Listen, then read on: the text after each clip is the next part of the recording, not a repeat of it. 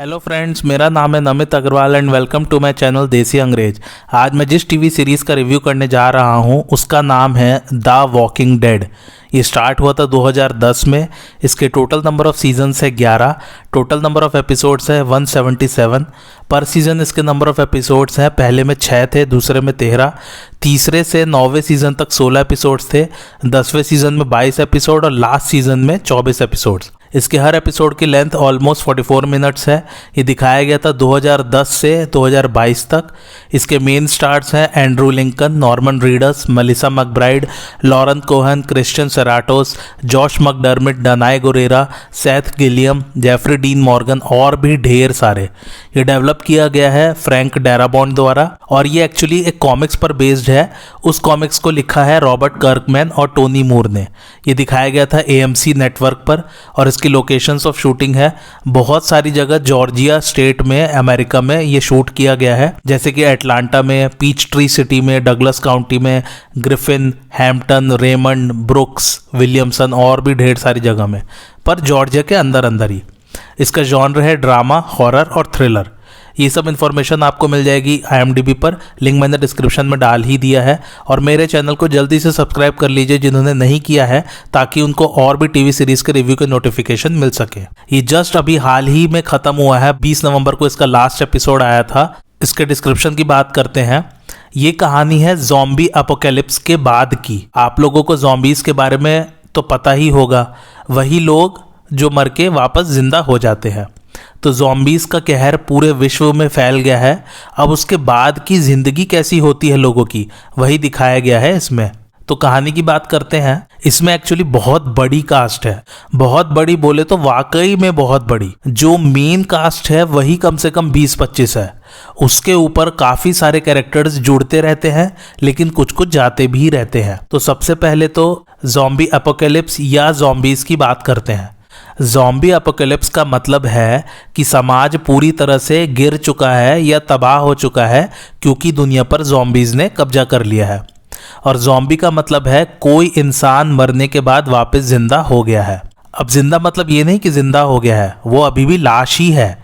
उसको खुद को नहीं पता कि वो मर चुका है और उसके समझने की शक्ति पूरी तरह जा चुकी है। और ज़ॉम्बी को बस इंसानों की भूख है। तो ज़ॉम्बी का कंसेप्ट कुछ ऐसा है कि अगर किसी ज़ॉम्बी ने किसी दूसरे जिंदा या हेल्दी इंसान को काट दिया, या फिर उसका ब्लड या सलाइवा किसी भी तरह से किसी हेल्दी इंसान के अंदर चला गया, तो वो दूसरा हेल्दी इंसान भी ज़ॉम्बी बन जाएगा। तो मोस्टली जितनी भी मूवीज़ या टीवी सीरीज़ ज़ॉम्बी से रिलेटेड बनी है, उसमें ये बताया जाता है कि कोई वायरस इन्फेक्ट करता है इंसानों को और फिर एक महामारी की तरह ये फैलता चला जाता है एक इंसान से दूसरे इंसान में। और मोस्टली ज़ॉम्बीज़ बाइट करके ही हेल्दी इंसानों को ज़ॉम्बीज़ बनाते हैं। और फिर ज़ॉम्बीज़ के भी कई सारे वेरिएंट्स या अलग अलग तरह के दिखाए जाते हैं। मोस्टली एक टिपिकल ज़ॉम्बी के कैरेक्टरिस्टिक्स कुछ इस प्रकार होते हैं। वो धीरे धीरे चलते हैं, वो बेवकूफ़ होते हैं, वो चढ़ नहीं सकते, ना ही तैर सकते हैं और कुछ बोल भी नहीं सकते। और अगर कहीं से उनको आवाज़ सुनाई दी तो वो उसी तरफ चलना शुरू कर देते हैं। मतलब कि आवाज़ के ज़रिए वो लोग इंसानों तक पहुंच सकते हैं और इंसानी गंध यानी कि ह्यूमन स्मेल से भी ज़ॉम्बीज़ इंसानों तक पहुंचकर उन्हें पकड़ सकते हैं और उन्हें इन्फेक्ट कर सकते हैं। ज़्यादातर टीवी शोज़ या मूवीज़ में ज़ॉम्बी को मारने का तरीका सिर्फ एक ही है, और वो है उसके ब्रेन यानी कि दिमाग पर हमला करना। तो या तो पूरा सर ही काट देते हैं या फिर किसी भी वेपन से दिमाग पर ज़ोर से मार सकते हैं ताकि दिमाग काम करना बंद कर दे। एक्चुअली कंसेप्ट यह है कि वायरस दिमाग को इन्फेक्ट करता है और वहीं पर रहता है। वो दिमाग को कंट्रोल में ले लेता है और फिर ज़ॉम्बीज़ के पूरे शरीर को भी कंट्रोल में ले लेता है, क्योंकि ऑब्वियसली जैसा कि हम सब ने साइंस में पढ़ा है, हमारे पूरे शरीर को दिमाग ही कंट्रोल करता है। अब जल्दी से ज़ॉम्बी का कंसेप्ट कहाँ से आया वो बता देता हूँ। यह आया था हीती कल्चर से। हीती की स्पेलिंग है HAITI। हीती कल्चर डेवलप हुआ था अफ्रीका में। अफ्रीका में जब फ्रेंच लोगों ने कॉलोनीज बनाई थी तो अफ्रीकन और फ्रेंच के मिक्स से ये कल्चर पैदा हुआ था। और रिपब्लिक ऑफ हेती नाम से एक देश भी है, ये कैरिबियन सी के पास स्थित है। एनीवे, तो हेतियन कल्चर में ये माना जाता था कि मैजिक यानी कि जादू से मुर्दा को वापस एक जिंदा लाश बनाया जा सकता है। लेकिन जो मॉडर्न कंसेप्ट है वो ये है कि किसी इंसान को कोई पैरासाइट, वायरस, पैथोजन, रेडिएशन या कोई वैज्ञानिक दुर्घटना इंसान को इन्फेक्ट करती है और वो ज़ॉम्बी बन जाता है। और सुनिए, एक्चुअली में जब अफ्रीका के लोग गुलाम बनकर फ्रांस में लाए गए तो उन लोगों पर बहुत जुल्म किया जाता था। तो अफ्रीकन का मानना था कि अगर वो आत्महत्या कर ले तो फिर वो अपने ही शरीर में हमेशा के लिए रहेंगे बिना मरे हुए। ज़ॉम्बी कंसेप्ट आया था अमेरिका में 1927 में। एक बुक पब्लिश हुई थी जिसका नाम था द मैजिक आइलैंड और लेखक थे इसके विलियम सीब्रुक। इसके ऊपर फिर मूवी बनाई गई और वो रिलीज हुई थी 1932 में वाइट ज़ॉम्बी के नाम से।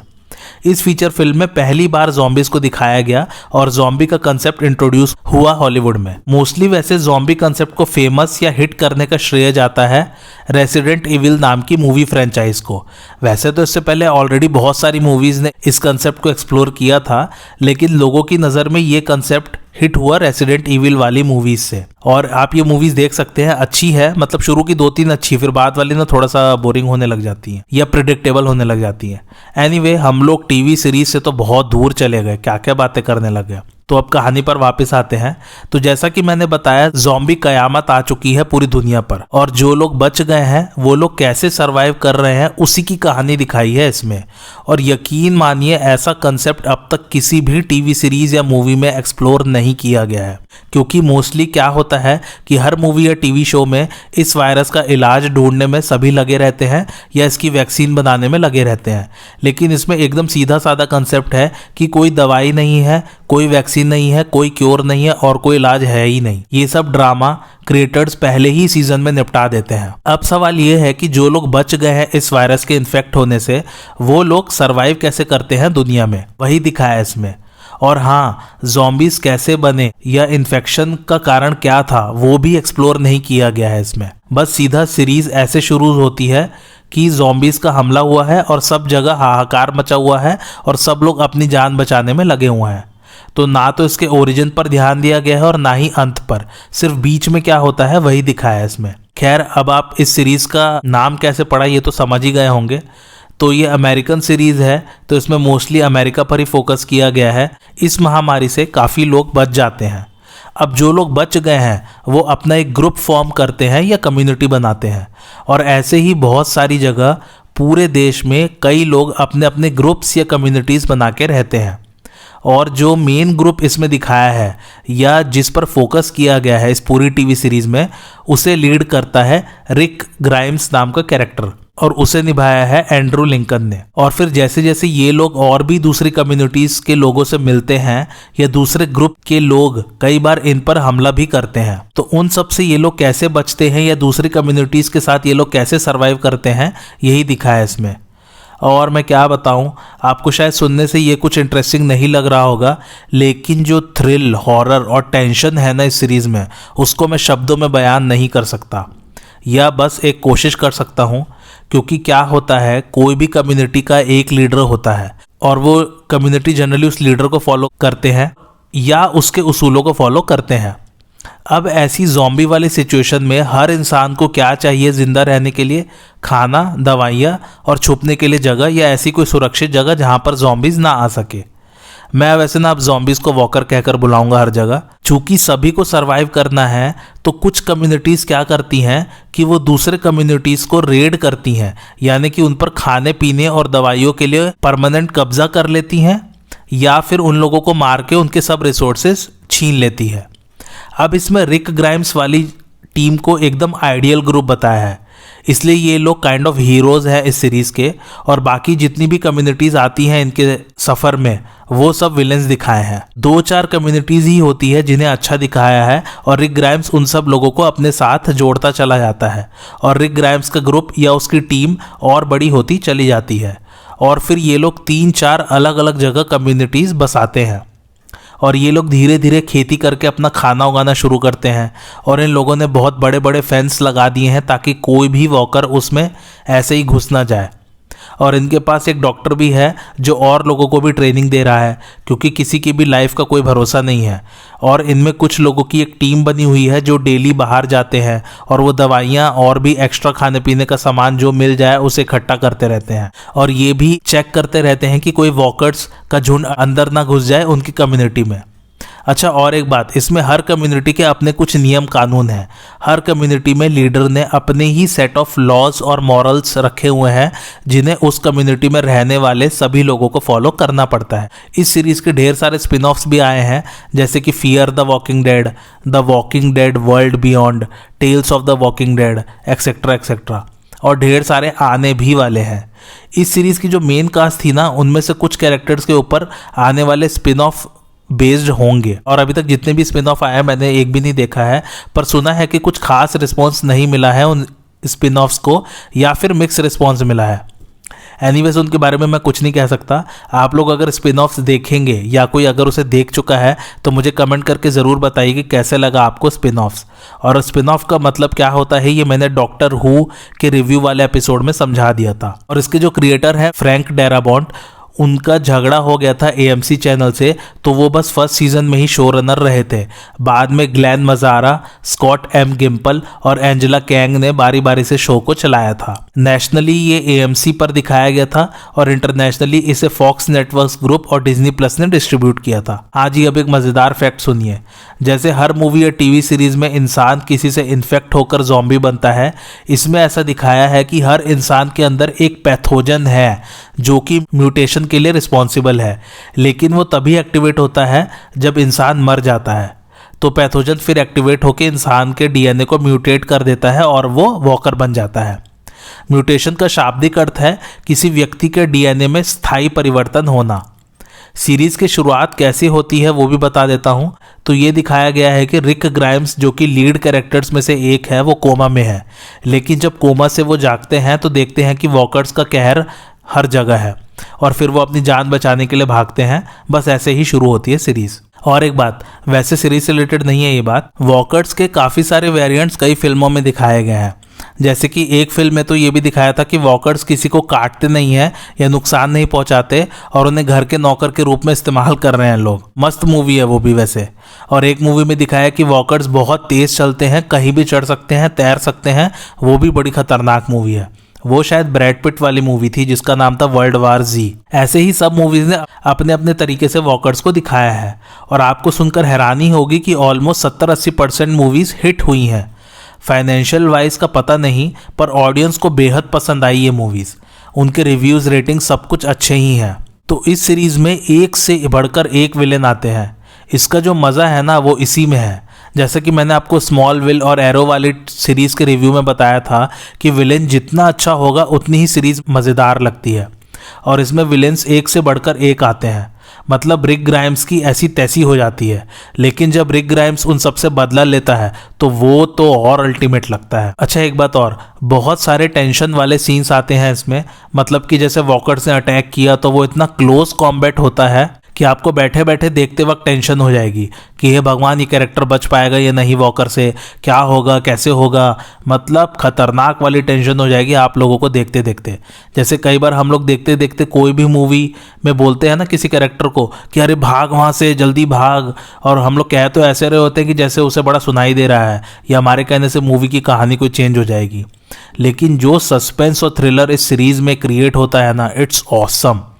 और काफ़ी लोगों का कहना था कि इस सीरीज़ की क्वालिटी गिर गई है जैसे जैसे आगे सीजन्स आए हैं, बट मुझे ऐसा नहीं लगा। हाँ, कुछ कुछ एपिसोड्स थोड़े से बोरिंग लगेंगे, बट ज़्यादातर सभी एपिसोड्स इंटरेस्टिंग है। खासकर जब नीगन वाला विलेन आएगा तब। वो 2-3 सीज़न तो ऑसम है।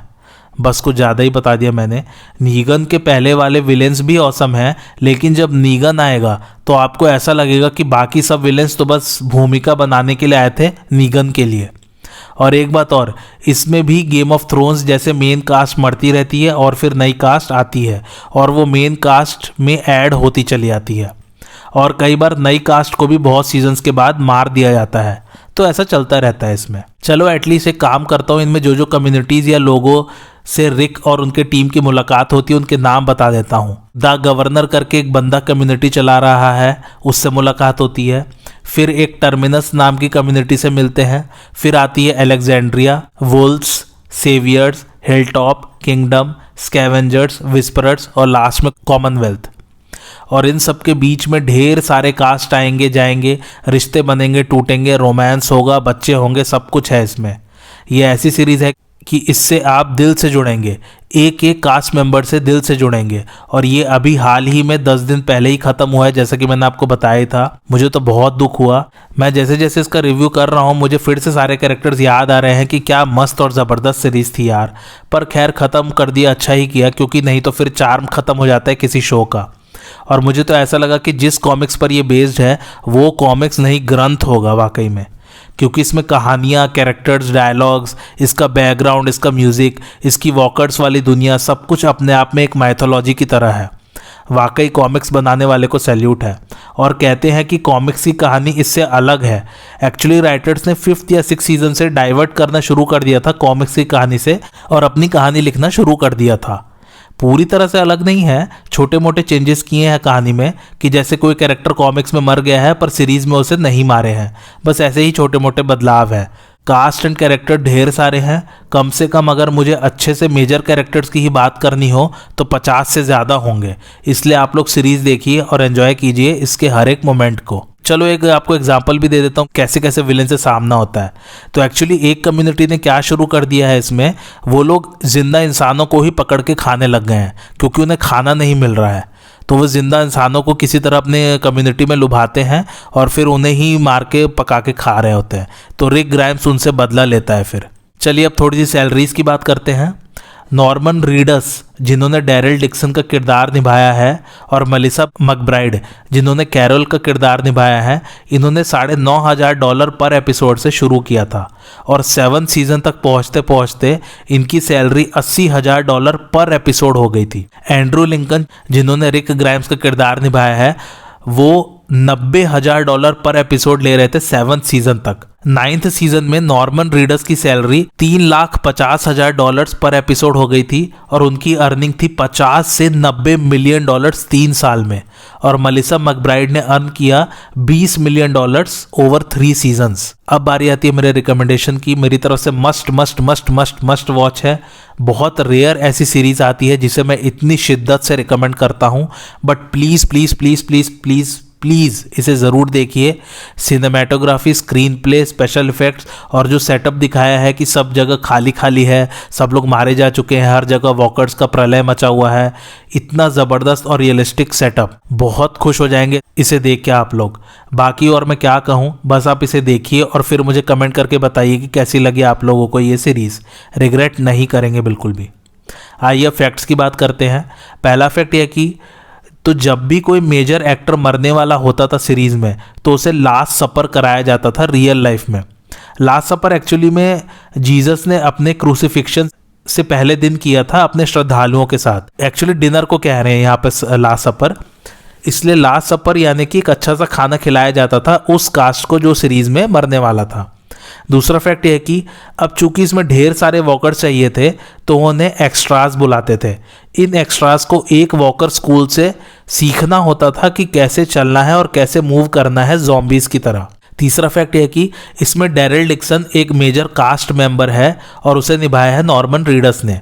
उनके बड़े भाई का नाम है मर्ल डिक्सन। इस सीरीज़ में नॉर्मन ने पहले मर्ल के रोल के लिए ऑडिशन दिया था, प्रोड्यूसर्स ने उन्हें रिजेक्ट कर दिया, लेकिन उनका ऑडिशन प्रोड्यूसर्स को इतना अच्छा लगा कि फिर स्पेशली उनके लिए डैरिल नाम का किरदार बनाया गया। एक्चुअली में डैरिल नाम का कोई किरदार है ही नहीं कॉमिक्स में। चौथा फैक्ट यह है कि जैसे जैसे सीरीज आगे बढ़ती गई वैसे वैसे वॉकर्स का मेकअप और ज़्यादा करना पड़ता था, क्योंकि समय के साथ वॉकर्स की स्किन डीके हो रही थी या सड़ रही थी, यानी कि इनकी त्वचा सड़ रही थी, तो वो चीज़ दिखाने के लिए मेकअप और अच्छा करना पड़ता था। पांचवा फैक्ट ये कि स्टीवन यून जिन्होंने ग्लेन का किरदार निभाया है ये भी एक मेजर कास्ट मेंबर हैं। स्टीवन एक्चुअली साउथ कोरिया से है। स्टीवन का कहना था कि उसके पेरेंट्स इस शो का एक भी एपिसोड नहीं छोड़ते थे। उन्हें इंग्लिश समझ नहीं आती है, लेकिन इसमें वो लोग साउथ कोरियन सबटाइटल्स के साथ सीरीज़ देखते थे और एक एपिसोड में मलिसा मैकब्राइड के कैरेक्टर ने स्टीवन यून के कैरेक्टर को बचाया होगा, यानी कि कैरोल ने ग्लेन को बचाया होगा। तो स्टीवन के पेरेंट्स ने कहा कि स्टीवन मलिसा को जाके थैंक्स कहे क्योंकि उन्होंने उनकी जान बचाई है। लेकिन स्टीवन ने अपने पेरेंट्स से कहा कि ये सिर्फ एक कहानी है, पर पेरेंट्स ने उनसे कहा कि नहीं, तुम मलिसा को जाकर थैंक्स बोलो। पेरेंट्स भी ना। छठा फैक्ट ये है कि जैसे जैसे सीजन्स आते जाएंगे वैसे वैसे ओपनिंग सीक्वेंस में सीन्स और गलता जाएगा, यानी कि उसमें दिखाए जाने वाले सीन्स और डिकम्पोज होते चले जाएंगे। सातवां फैक्ट ये कि जब ठंड के दिनों में शूटिंग होती थी तो जनरली जब कोई भी इंसान सांस लेता है तो धुआं सा निकलता है मुंह से।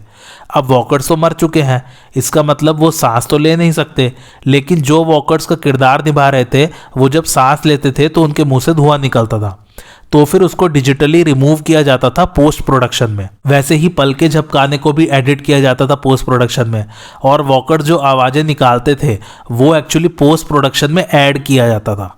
आठवां फैक्ट यह है कि ये सुनिए, मज़ेदार फैक्ट है, पूरी सीरीज में कहीं भी ज़ॉम्बी शब्द का इस्तेमाल नहीं हुआ है, क्योंकि इसमें ऐसा दिखाया है कि इस यूनिवर्स में यानी कि द वॉकिंग डेड वाली दुनिया में कोई ज़ॉम्बी वाली मूवी या टीवी शो बना ही नहीं और ना किसी को ज़ॉम्बी का कंसेप्ट पता था। इसलिए जब ज़ॉम्बी आउटब्रेक हुआ या जब ज़ॉम्बी वाली कयामत आई तो किसी को भी नहीं पता था कि ये क्या हो गया। सभी लोग हैरान परेशान थे और ज़ॉम्बीज़ को कैसे मारना है ये भी किसी को नहीं पता था। नौवां फैक्ट यह कि 2018 में AMC की नई पॉलिसी आई जिसमें लिखा था कि F वर्ड 2 बार यूज़ हो सकता है पूरे सीज़न के दौरान। पूरे सीज़न, ना कि एपिसोड। F वर्ड क्या है वो आप जो एडल्ट्स लोग हैं वो समझ गए होंगे। 10वां फैक्ट ये है कि सोनेक्वा मार्टिन ग्रीन भी एक बहुत बेहतरीन एक्ट्रेस है।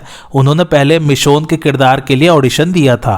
मिशोन भी एक बहुत ही मेजर कास्ट मेंबर है इसमें, लेकिन उन्हें ये रोल नहीं मिला।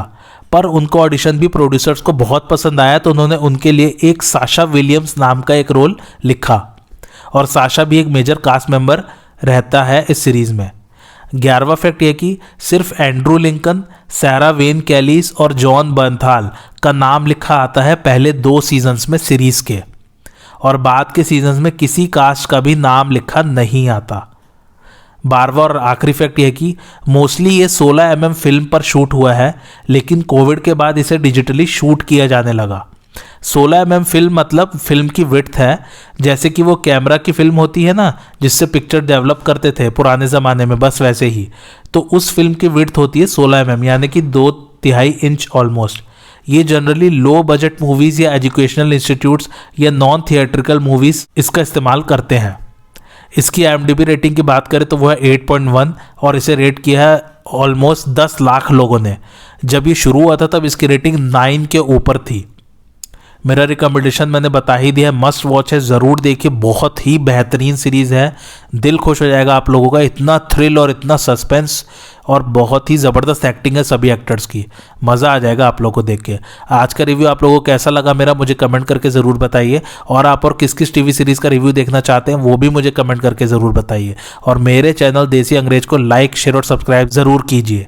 Thanks for watching.